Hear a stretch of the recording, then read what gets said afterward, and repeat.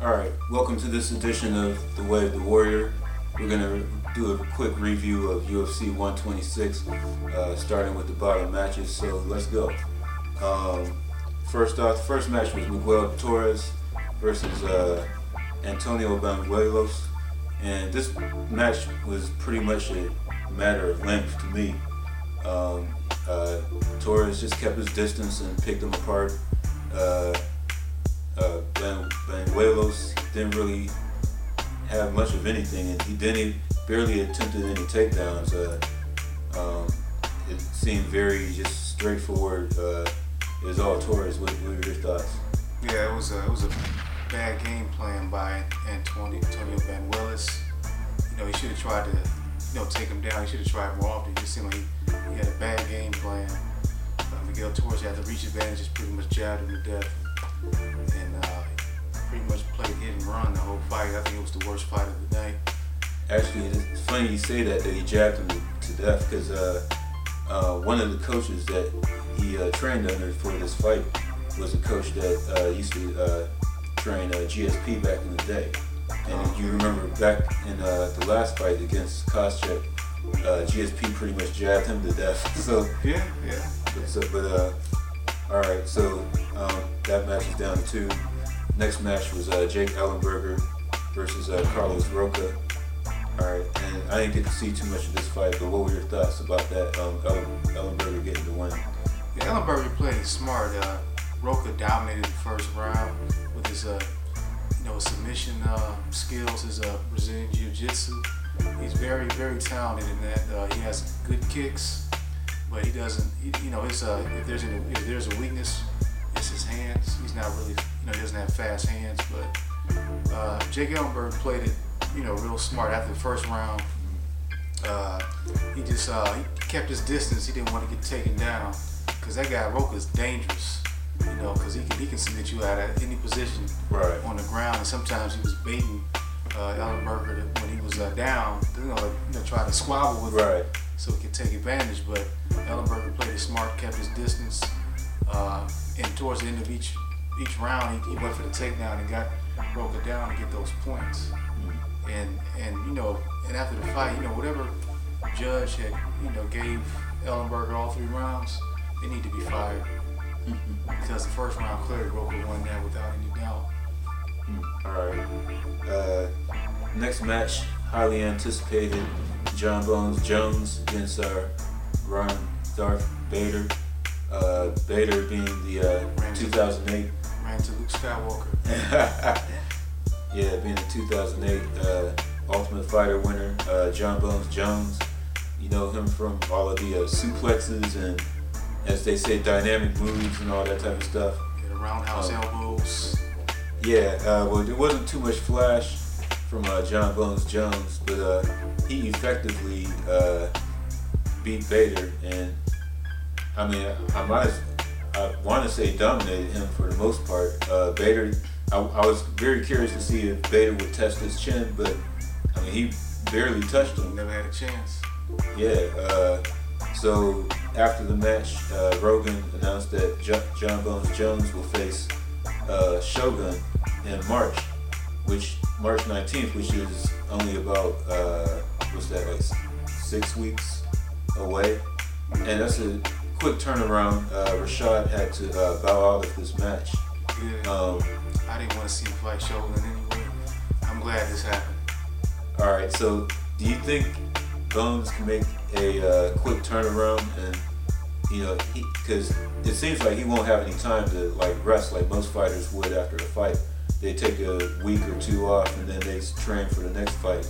I mean, he almost instantly has to prepare for Shogun, who's a lot better fighter than Bader. Do you think he could step up to the plate? I'm not gonna say Roe is a lot better. But Bader's still a good fighter. Roe just presents more different type of fighter and more experience. But John Jones was practicing anyway.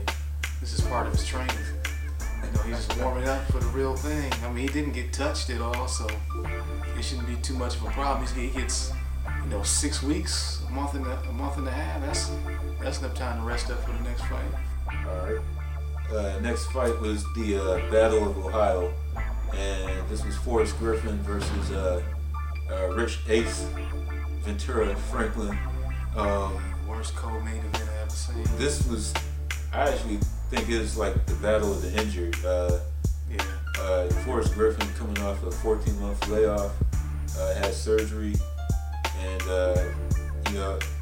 that was kind of weird to me that you're gonna be off for that long of a time. But like from what I saw, that time that he had off, he was healed up and he seemed to have an extra spring in his step. And you think about it, like when a lot of football players or basketball players have a lot of time off, they seem to be a lot healthier, and this seemed to be the case for Griffin.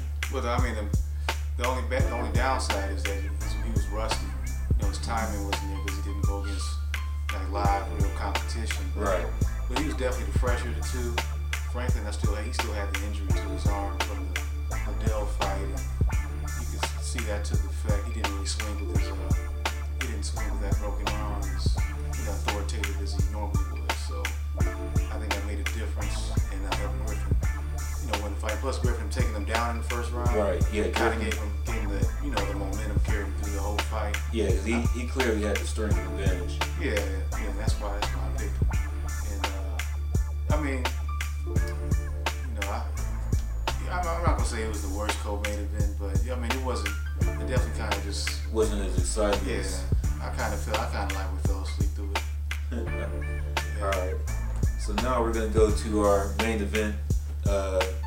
Best fighter in my opinion in the world, Anderson Spider Silva versus Vitor Belfort, who has some very quick hands. However, he don't have any quick feet. not like Silva.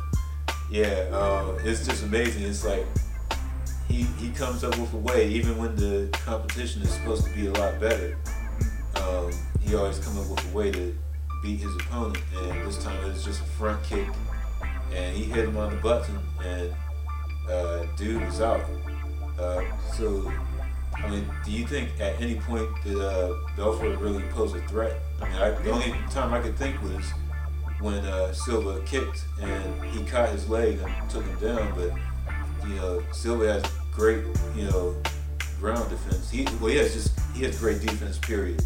Yeah, he's probably the best defender in MMA. But yeah, I mean, Belfort could have posed some problems for him if he had it lasted longer. The longer it would have lasted, I think the better off it would have been for Belfort. But just unfortunately, he got caught with that great leg kick. Maybe he learned that from Steven Seagal. Maybe, I don't know. Maybe that. I was also thinking, one thing, I thought Belfort was a little bit tentative or hesitant in the beginning. Yeah, that was kind of surprising. Yeah, because they said usually he comes out swinging, not like Wanderlei Silva, but he still is more aggressive. And it's like maybe Seagal taught him a little something, but he didn't really execute it though. Seagal, I ain't never seen him kick anybody. He's too big for that. Yeah. But yeah, I think that's one of the other things that kind of got Belfort a little bit, how did I say, tricked or confused, because prior to that, for a period of time, Silva was doing his usual, he's just getting his time. That's all he's really doing. And it's like he stopped that a little bit, but Silva did a little fake with his eyes. Just like quarterbacks will dart their eyes around and throw off the safeties and the linebackers.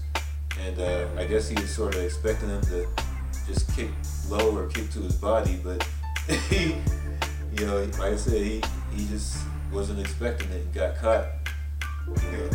So, I mean, once again, we're asking, where does Silva go from here? Of course, we like to see him, at least I like to see him fight GSP, or shoot. Why not Cain Velasquez? Well, no, I don't know about that. But I mean, who can stop Silva though? I mean, legitimately maybe John Jones, if he moves back up to 205, because they both similar. I mean, John Jones is like a bigger version of Silva. I don't think his kicks are quite as creative as Silva's yet, but he's pretty close. That'd be a tough matchup. He's got a better ground game, I think, as far as controlling the opponent than Silva, just because he's just bigger and he's got longer. But maybe him. I still think I still got some respect for what's the guy's name, Leona Machida. I think he would give Silva a tough matchup too, just because of his style. All right. But I mean, they'll never fight each other because they're supposed to both be boys anyway. So I don't know. All right. Well, that was our review. Once again, feel free to leave comments, questions. We'd like to thank you for coming out. Let's ask. I guess who do you think? If you want to leave a comment, who do you think will win between Silva and John GSP? Jones or GSP? Yeah, I think that's the main GSP and Silva. I think that's gonna eventually. I think it'll happen sometime next year. By next year, I'm predicting. I think Silva's just he already dominated middleweight. I think there's really nobody else out there now after this. Right. It's really he can just ride in the sunset now as far as the middleweight division. And I think GSP, there's still a few other guys that can fight, like John Fitch, Carlos Condit, and then this guy he's fighting right now, Jake Shields. Right. I think he's still got a few more matches before he's pretty much done with the welterweight division. Give himself some more time to grow. I guess that's what he was mentioning before. And then maybe they can fight at a catchweight, or maybe fight at 185, and get it on. All right. Well, you have your questions, so please comment. Leave an answer. But once again, this is Sean Lawrence, and thanks for watching the show. Peace.